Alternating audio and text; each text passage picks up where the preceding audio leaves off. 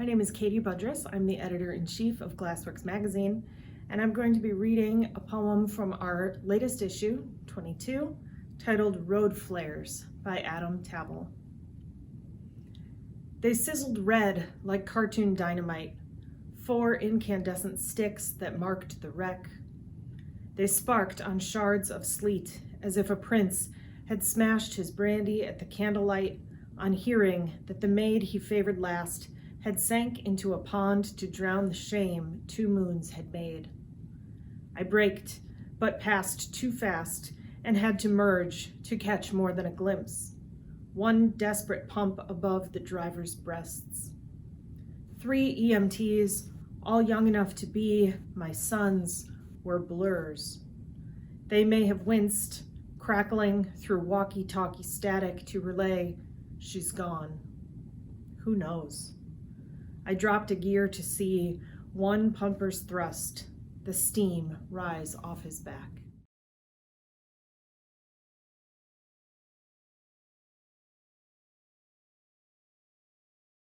Hi, I'm Niccolo Bechtler, and I'm going to be reading my poem, Glass Highway. Glass Highway.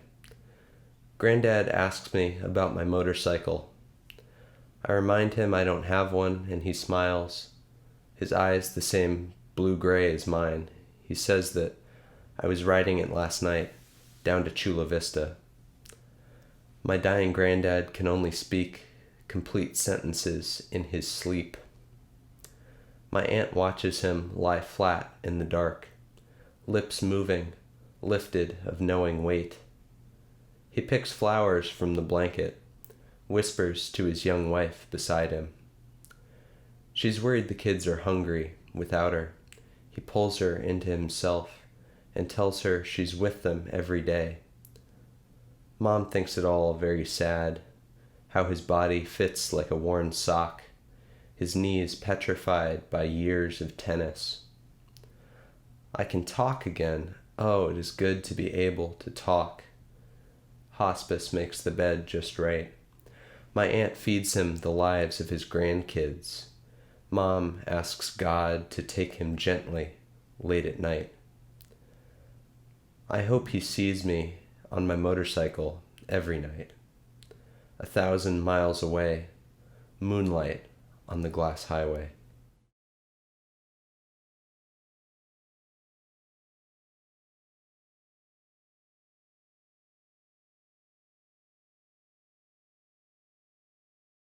Hi, I'm Marissa Stanko, Associate Editor for Glassworks magazine, and today I will be reading an excerpt from Planting Acorns by Alexandria Reid.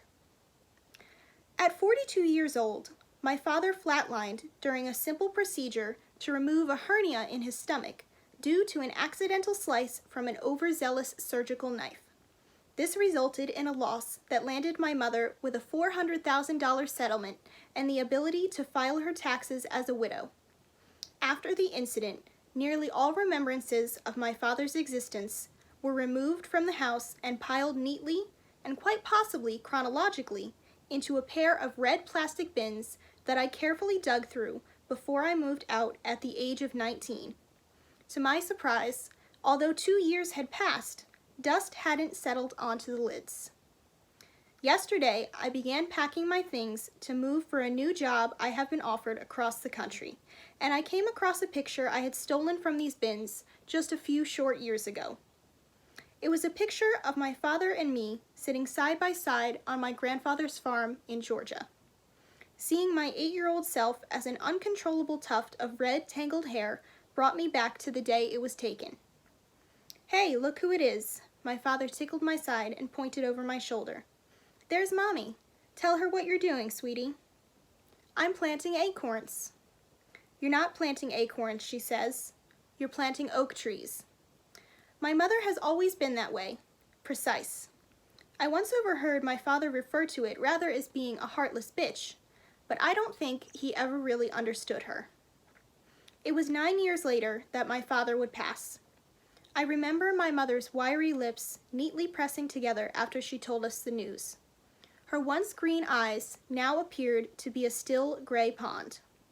My brother, who had never quite gotten along with her, mistook this as a trait of apathy, but I caught on to the gentle break in her voice that gave her true heartache away. In 10 days, I leave to Connecticut, and that puts me roughly 2,000 miles away from Levi. Babe, we can make it work. Sure. My hand was pressed lightly on his knee. I couldn't meet his gaze. His eyes were too gentle. His shoulders relaxed, and he let out a slight chuckle. It's going to be fine, he said, for his own benefit. The day I received the job offer, I purposely avoided speaking to Levi. During the phone interview, the bubbly voice on the other end didn't seem to exactly connect with my dry humor and no bullshit attitude. So I see you're currently the event manager at a planetarium. You must be oozing with neat trivia.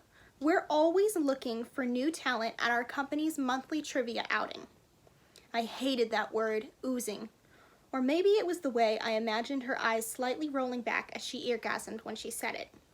I mean, her inflection was completely unnecessary. I had this terrifying vision of walking into work every morning to the sound of her voice. I panicked. Like, you don't actually explode in space, you just swell up and suffocate sort of stuff? I could faintly hear an uncomfortable throat clear and a slight chuckle.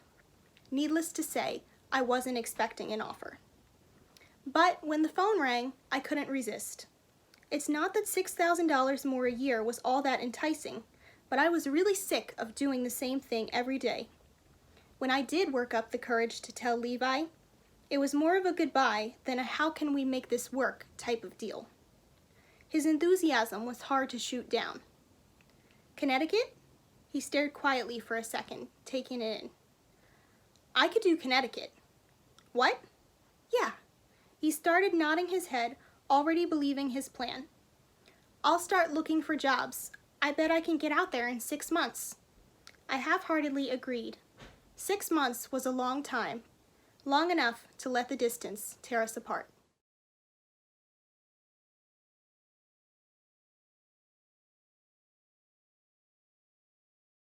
Traverstown. This one's a par 2.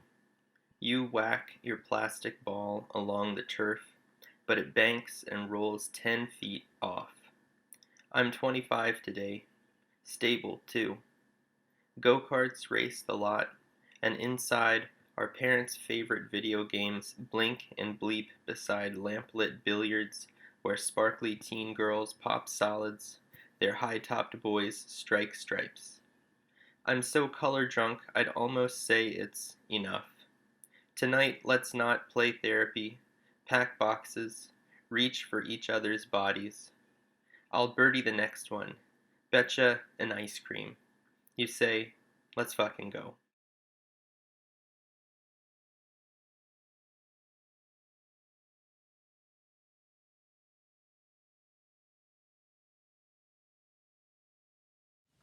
Hi, I'm Georgia Salvin, Associate Editor for Glassworks Magazine, and I'll be reading Instructions for Sobriety by Kaitlinn Rose. Recite this to yourself as your voice trickles to a hum. Fall asleep. The sinking boy does not need your help. You must let the sailors save him. Forget the spell now. Conjuring will only sweep off the dust. Make music out of the bombs and call it drums so you don't have to hide. The detonation will light the home, making for easy evening reads. It will appear the flames have ceased, but it is only smoke concealing the blaze. Repair the trees, put branches back. They don't need to go where they were before.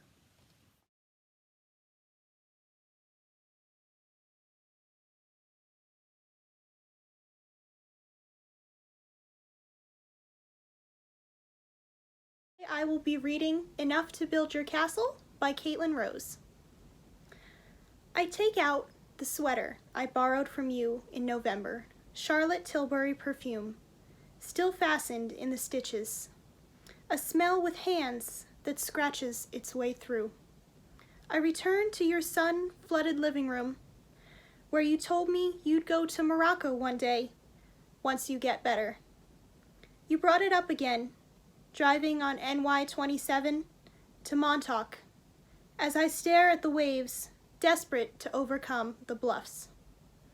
We reached the lighthouse, and you told me how fucked up it is that traffic makes it so difficult to get somewhere so close. You love this island.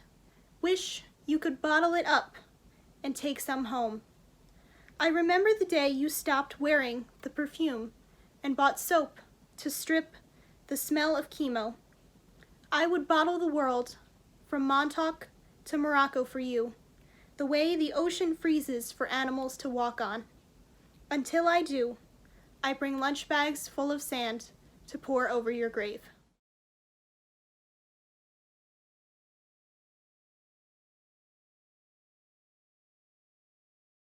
Hi everyone, I'm Rebecca Dimyan. I'm going to be reading a selection from my short story, #happy. The night before I kill myself, I post a picture on Facebook. In the photo, Jasmine and Azalea wear matching pink princess dresses. Jasmine has her arms around her little sister, while my husband laughs, tiara-clad and grease-stained nails painted a shade of bubblegum. A gaggle of stuffed animals and dolls surrounds the three of them on the floor, each wearing various dress-up accessories for what Jasmine has declared is tea party time. It's a wholesome portrait of an average family, which I appropriately captioned #GirlDad, #typical Friday night. The post gets over 100 likes. Missing from the photo is the pile of laundry on the couch, the bits and pieces of crackers flecking the living room carpet, and their dirty dishes towering in the sink. The kitchen looks like one of Jasmine's drawings, colorful chaos, old food scribbled on countertops, mixing bowls, spoons, and partially open boxes of pasta strewn about the surfaces, not put in their proper places like the limbs she gives the people she creates. Unopened mail, mostly bills, are flung about the table like forgotten confetti. My husband's scowl returns after the picture is taken and the sound of two girls screaming in frustration fills the air. The TV plays Peppa Pig in the background as Rafi and I resume our argument about everything and nothing. When my first daughter was born, I felt drained. It was like all the energy and sunlight inside me had been sucked out and I was left in complete darkness. The sound of the baby crying was awful, a tea kettle screeching and ignored. Before Jasmine was born, we went out all the time, glasses of wine after work, brunch on Sunday afternoons. But then the baby came. The baby came and wine nights like sleep seemed like a relic of an ancient past. Simple tasks became overwhelming. The house was invariably covered in dust and toys and crumbs and laundry. The bed was never made. If I had posted these pictures with fitting hashtags like #failing at motherhood, #fuck laundry, #need her without me, no one would have liked them and everyone would have criticized. Worse than the messy house and the lack of free time is the way I feel when I look at my babies, numb. I remember thinking when Jasmine was born that she doesn't make me smile the way all the moms do in Instagram pictures and advertisements, that perfect teeth-filled smile that dominates their faces. It's a reckless, loving, stupid, unflappable smile, the authentic kind of smile that can't be faked, filtered, or edited because it's so real, so genuine, so contagious that it makes any face beautiful. It's a mother's smile. In the hospital, I grabbed a hand mirror from my hospital bag and practiced contorting my mouth, forcing it into that shape, but it never looked quite right. I tried again when I got home while Jazz slept in a Moses basket beside me in the bathroom. Still, my lips were too tight or the muscles in my face were too tired. It just looked wrong, like a broken doll face. #postpartum beauty is a myth. There's no point in telling anyone how I feel. How could my friends with their perfect jobs and relationships and manicured nails possibly understand? Trying to stay sane feels like running drunk with a stack of fragile plates. #PPD, #just kidding, I'm fine.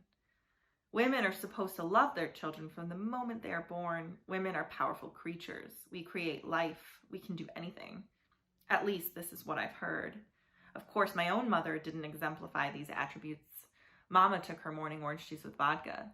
Mama said a messy house built character. Mama said it was important for 6-year-olds to cook their own meals. It taught self-reliance. Mama said bedtime stories were for babies and invalids. In the hospital, I overheard the new mom in the bed next to mine saying to her mother standing giddy beside her, "How could anyone hold their baby and feel anything other than overwhelming love? Isn't she just the most perfect thing you've ever seen?" Baby only hours old, with any traces of waxy white vernix covered by a floral headband that matched her swaddle and her mama's floral print robe. Both were Instagram ready. Hashtag I'm a hot mess. I remembered looking down at Jasmine suckling the rubber nipple of the bottle. Little gulping sounds filled the air. I felt nothing at all, except the sting of failure. She had trouble latching, and I wasn't successfully breastfeeding. My nipples were probably not the right shape or too large for her. It was obviously my fault. I had only been a mother for a few hours, but I was already failing at it. Sweet photos of other women holding their babies, some covered in elegant wraps, others exposing the baby sucking at their teat, lit up Facebook. Hashtag breast is best haunted my newsfeed for those first few months.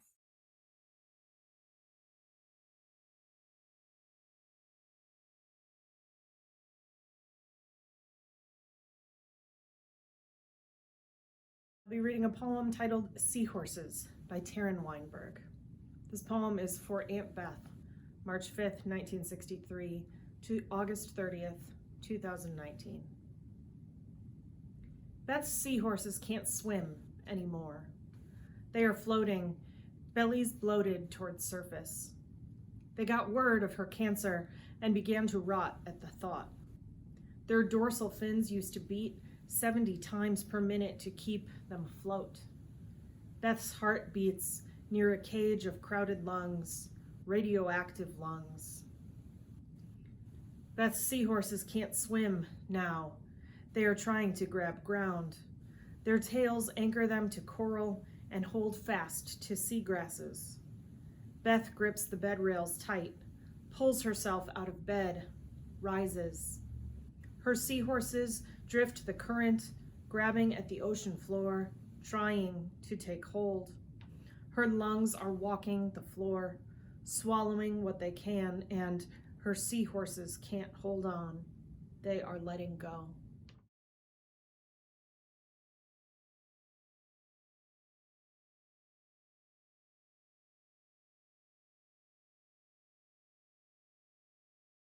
I'll be reading The Circumference of Something by Barbara Alfaro. There we are, lying on the soft carpet, me child size, you a young woman, pedaling invisible, non-existent bicycle wheels, imagined in the air. You, who held me too tightly and loved lilacs, told me the boy next door would never ask me out if I kept beating him at basketball.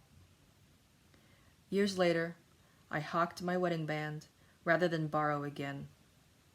Mother, why is it I see the screened door and your silhouette, but not your face when you call me in from play?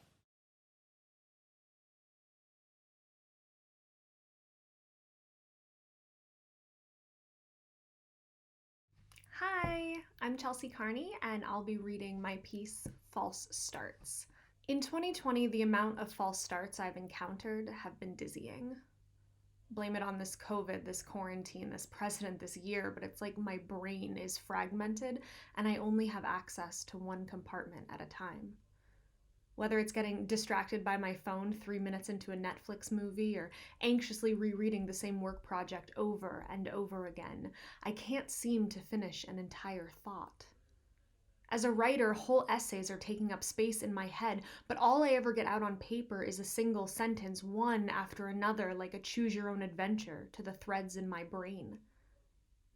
I used to be fuller, more articulate. Now I'm looking at a blinking mouse on a blank page, desperately trying to manifest an intelligible paragraph. It makes me feel less than, like I've been cut in half. That's the thing about writing in quarantine, living in quarantine. I've searched my room, my thoughts, my hard drives, and churned up nothing but wasted one-liners and badly written paragraphs. My memories are bleak, too, shadowy. They bleed into my brain and mix with rage, with fear, with disgust, muddling together into a weird purplish blue that makes my temples hurt. once sniffing out promotions and publishing deals, new restaurants in the village and shows at Union Hall. I'm now 4 inches tall, centering myself in a 14-inch screen, waiting to click a button that says, "Hey Chelsea, you exist now." Taking inventory of all those single, static sentences, each a start to an essay I'd hoped to write this year, I look for a thread, a way to come back to myself, to remember what it's like to be bright without an on switch. False start number 1. At 9 years old, I became obsessed with Mae West. I remember sitting in an office at St. Joseph's Hospital waiting for my mother to finish up work. Her being a nurse, I knew it would take a while, so using one of those boxy computers from the 90s to research a homework assignment, I'd clicked on a quote. "When I'm good, I'm very good, but when I'm bad, I'm better." Referencing the black and white photo attributed to the page, I noticed a buxom woman with pencil-thin eyebrows wearing a satin dress dripping with furs and pearls. Instantly mesmerized. It wasn't her celebrity I was enamored with. It was her lack of boundaries. Something so intoxicating about being exactly who you are. In a snap, I didn't have to fit into a box or a stereotype. I could celebrate my anger, my lust, my individuality. She embodied me emotionally, and if I'm being honest, I sometimes wonder if physically too, as if the ghost of Mae West and I met in elementary school and somehow fused. Today I have that quote on a magnet, a reminder that rules about how I should be, live, act are arbitrary. 4 inches or 5'4", I am still me.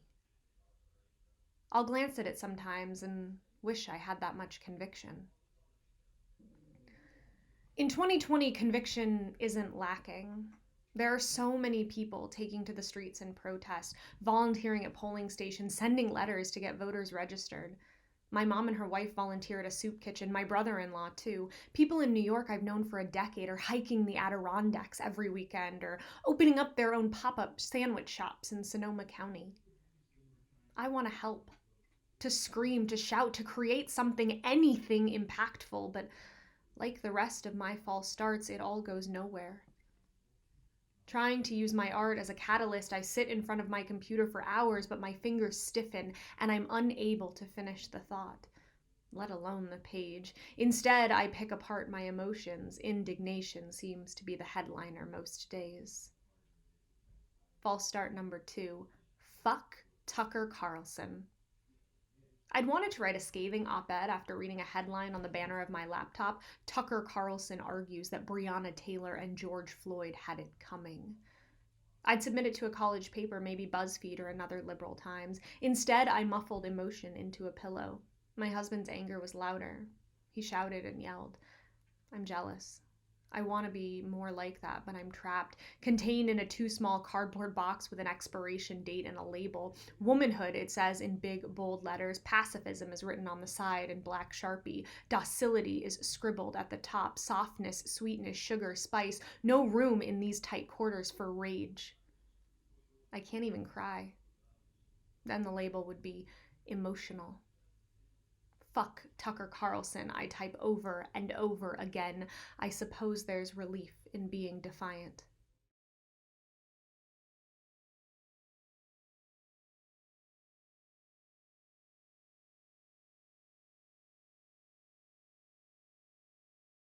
And I'll be reading a poem entitled In Which My Mother Teaches Me by Claire Scott.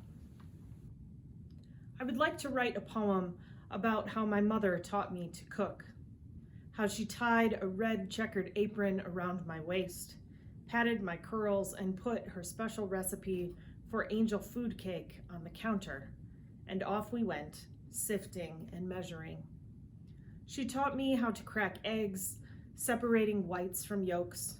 She guided my hand with her steady one, folding the flour and sugar into the stiff egg whites, saying it was like angels folding clouds. But that is not what happened. No apron, no patted curls. My mother mostly watched me, sipping from an endless glass of scotch. She yelled, "Dumb fool," when I spilled the sugar. Her hands shook while she cracked an egg, dropping yolk into the whites. She stormed out of the kitchen yelling I was too stupid to teach. I heard her bedroom door slam. There was no angel food cake that day. I played pretend with my dolls, dressing them in wings. Today, I show my daughter. We move slowly, taking our time. Soft rain spatters on the kitchen windows. She cracks an egg and shells fall into the whites. Oops! We laugh and start again.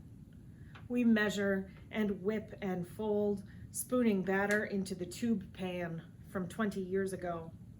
I tell her we must be quiet and not peek for 40 minutes. We play Go Fish.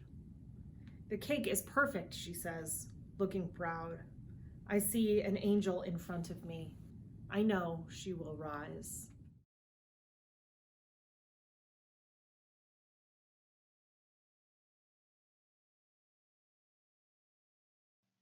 Hi, I'm Sharon Lee Snow from Tampa, Florida, and I'm going to be reading my poem To the Old Man in the Walking Boot from Glassworks Spring 2021 issue.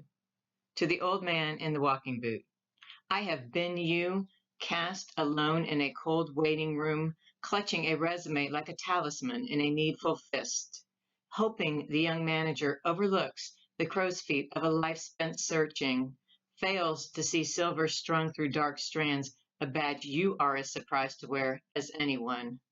Praying your infirmness is seen as temporary, not in the way of a passing mayfly, but in the way that all life's tragedies and beauty grace these stumbling human lives.